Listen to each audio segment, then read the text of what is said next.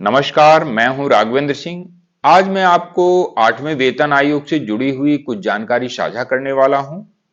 जैसा कि मैंने अपने पिछले वीडियो में आप सभी रक्षा पेंशनर्स को, सैनिक परिवारों को 8वें वेतन आयोग के बारे में, फिटमेंट फैक्टर के बारे में जानकारी बता चुका हूं। शायद आपने वीडियो देखा होगा, यदि नहीं देखा है तो चैनल पर विजिट करके आप उस वीडियो को जरूर देखें, क्योंकि वेतन आयोग में किस प्रकार से हम सभी के वेतन एवं पेंशन में वृद्धि की जाती है वो आपको विस्तार पूर्वक बताई गई है। फिटमेंट फैक्टर चाहे कुछ भी रहे, मेरे इस चैनल के मुताबिक मैंने आप लोगों को बताया हुआ है कि इस 8वें वेतन आयोग में फिटमेंट फैक्टर जो रहने वाला है वो 1.92 का रहने वाला है। थोड़ा बहुत हो सकता है अप डाउन हो जाए, लेकिन ज्यादा अंतर नहीं पड़ेगा। ये आंकड़े हैं, ये कोई फाइनल आंकड़े नहीं है। अनुमान के आधार पर, पिछले वेतन आयोगों के अनुमान के आधार पर मैंने आप लोगों को फिटमेंट फैक्टर का एक नंबर दिया है 1.92।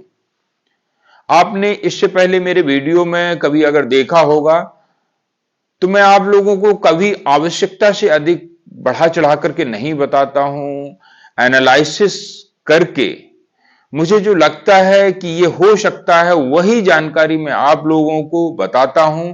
उसमें हो सकता है कि 19-20 अंतर आ जाए, लेकिन ज्यादा अंतर नहीं रहने वाला है। इसलिए चैनल को जरूर फॉलो कर लीजिएगा, सब्सक्राइब कर लीजिएगा, अन्य सैनिक भाइयों तक भी शेयर कर दीजिएगा, क्योंकि इस चैनल के माध्यम से आप लोगों को सही एवं सटीक जानकारी, साथ में आप सभी रक्षा पेंशनर्स की पेंशन संबंधी समस्याओं के समाधान भी कराए जाते हैं। कोई भी रक्षा पेंशनर जिनकी पेंशन कम आ रही है या फिर किसी वन रैंक वन पेंशन का लाभ नहीं मिला है या एरियर नहीं मिला है, इस प्रकार से तमाम समस्याएं पेंशन से रिलेटेड जो भी हैं, यदि आपको नहीं मिल पा रही हैं तो आप हमें कांटेक्ट करके अपने उस वास्तविक हक को प्राप्त कर सकते हैं। दोस्तों, मैं चर्चा कर रहा था 8वें वेतन आयोग को लेकर के। 8वें वेतन आयोग को लेकर के केंद्र सरकार के द्वारा इस कमेटी का गठन कर दिया गया है। आप लोगों को शायद जानकारी हो चुकी होगी। आप लोगों को पता होगा कि इस 8वें वेतन आयोग की जो अध्यक्ष रहने वाली हैं वो रंजना प्रकाश देसाई को इस 8वें वेतन आयोग का अध्यक्ष नियुक्त किया गया है। अब इसमें कई प्रश्न आ रहे हैं पेंशनर्स की तरफ से। इसमें से कई रक्षा पेंशनर्स के द्वारा 8वें वेतन आयोग को लेकर के कुछ प्रश्न किए जा रहे हैं। पहला प्रश्न है, क्या सर जनवरी 2026 से 8वां वेतन आयोग लागू हो पाएगा? दूसरा प्रश्न है, 8वां वेतन आयोग सभी पेंशनर्स को मिलेगा या नहीं मिलेगा? और तीसरा प्रश्न है, ये कब लागू किया जाएगा और कितना समय इस वेतन आयोग में लग सकता है? चौथा प्रश्न है, इस वेतन आयोग में फिटमेंट फैक्टर क्या रहने वाला है? इन सभी की जानकारी आज के इस वीडियो के माध्यम से आप लोगों को देने वाला हूं, तो ध्यान से देखिएगा, वीडियो में शुरू से अंत तक बने रहिएगा।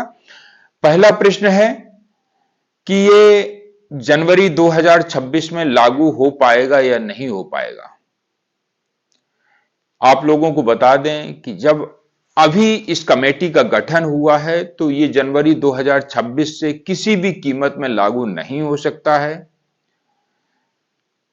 वेतन आयोग को रिपोर्ट सौंपने में लगभग 18 महीने का समय लग जाता है, और आप अभी से लेकर के 18 महीने की यदि गणना करेंगे तो 2027 यानी कि 2027 मई या जून तक वेतन आयोग सरकार को अपनी रिपोर्ट सौंपेगा। उसके पश्चात सरकार के द्वारा भी उस पर विचार किया जाएगा। लगभग ये मान लीजिए 4 से 5 महीने का समय गवर्नमेंट भी इसमें ले सकती है।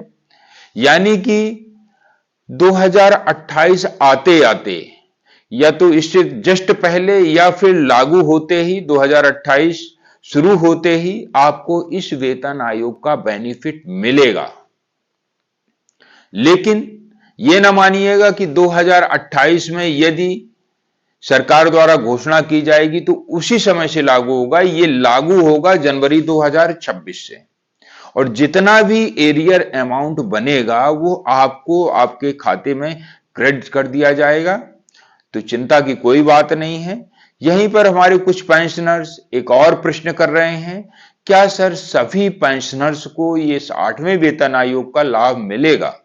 तो जवाब है, अभी तक सरकार के द्वारा कोई भी ऐसी आधिकारिक घोषणा नहीं की गई है, कोई भी ऐसा पत्र नहीं जारी किया गया है जिससे ये पुष्टि हो सके कि इस 8वें वेतन आयोग का लाभ पेंशनर्स को नहीं मिलेगा।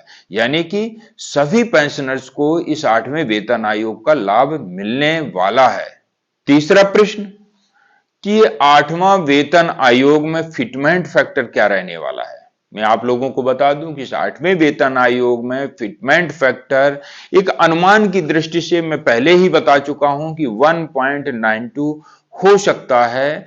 थोड़ा बहुत इसमें अंतर आ जाए, अप एंड डाउन, लेकिन ज्यादा अंतर नहीं रहने वाला है। यानी कि फिटमेंट फैक्टर 1.92 से लेकर के 2.0 आप मान लीजिएगा, इसी के बीच में रहने वाला है। चौथा प्रश्न आप सभी पेंशनर्स के द्वारा किया गया था कि ये वेतन आयोग कब तक लागू होगा। आप लोगों को बता दें कि इस वेतन आयोग की घोषणा 2028 आते आते हो सकती है, क्योंकि कमेटी का अभी हाल ही के दिनों में गठन हुआ है। कमेटी का गठन होने के बाद में लगभग 18 महीने का समय वेतन आयोग को रिपोर्ट सौंपने में लग जाता है। इसके पश्चात सरकार के द्वारा भी थोड़ा बहुत समय, यानी कि लगभग 4 से 5 महीने का लग सकता है। यानी कि मान लीजिए कि लगभग जनवरी 2028 तक या इससे जस्ट पहले, थोड़ा बहुत 1-2 महीने आगे पीछे, यानी कि घोषणा हो जाएगी। साथ ही पेंशनर्स के मन में यह भी सवाल है, क्या 2028 से लागू किया जाएगा? नहीं, बिल्कुल नहीं। यह जनवरी 2026 से आप लोगों को देय होगा, लागू कभी भी किया जाए, परंतु ये जनवरी 2026 से देय होगा और आपका जो भी एरियर अमाउंट है वो आपके खाते में क्रेडिट किया जाएगा। यहां पर आप लोगों को चिंता करने की बिल्कुल भी आवश्यकता नहीं है। मैंने आपके सभी प्रश्नों का जवाब इस वीडियो के माध्यम से दे दिया है। किसी भी प्रकार की समस्या होने पर आप हमें कमेंट सेक्शन के माध्यम से अवगत करा सकते हैं। साथ में आप सभी रक्षा पेंशनर्स, बहुत से ऐसे रक्षा पेंशनर्स भी होंगे जिन्होंने रिकॉर्ड ऑफिस, पीसीडीए, इसके अलावा अन्य पेंशन कार्यालयों में या वेतन कार्यालयों में अपनी ड्यूटियां की होंगी। उन सभी से मैं अपेक्षा रखता हूं, कृपया कमेंट सेक्शन के माध्यम से आप भी अपने सुझाव हम सभी पेंशनर्स को देते रहिएगा, क्योंकि मुझे जो अनुभव है मैं आप लोगों को देता हूं, लेकिन मुझसे भी ज्यादा अनुभवशील आप लोग हैं, इसलिए आप लोगों के कमेंट्स अपेक्षित हैं। जरूर कमेंट्स करिएगा और अन्य पूर्व सैनिक भाइयों तक जरूर शेयर करें।